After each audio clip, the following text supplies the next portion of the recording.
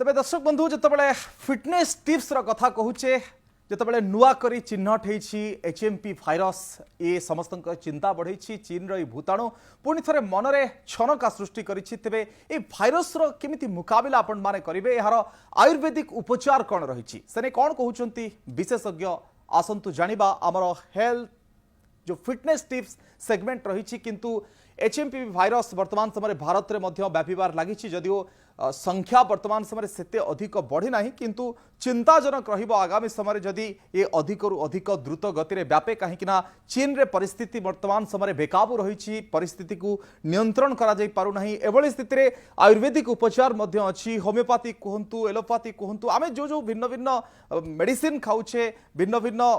जदि आप चिकित्सा पद्धति को देखिए भिन्न भिन्न रही तेणु आयुर्वेदिक चिकित्सा पद्धति किभली भाव में रही से संपर्क में आम आपको देखा कौन कहते डाक्तर शुणा आमर आयुर्वेद आमर रही आमर तो गोटे प्रिकसन ना कथा सीजा पानी पीबे ठंडा जातीय जिनस खाइबे ना ठंडा पानी रे मुंड धोई गाधेबे ना आवश्यक पहले आमर गोटे अच्छी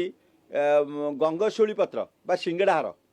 यहाँ अच्छी अमोघ काम दिए यहाँ सहज चिकित्सा बिना पैसा लोक मैंने उपकृत हो पारे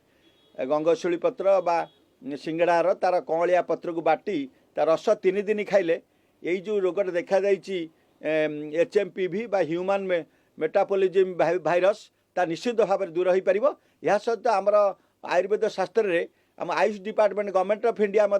आप्रूव करथुआ केतरा औषध अच्छी सुदर्शन घनबटी त्रिभुवन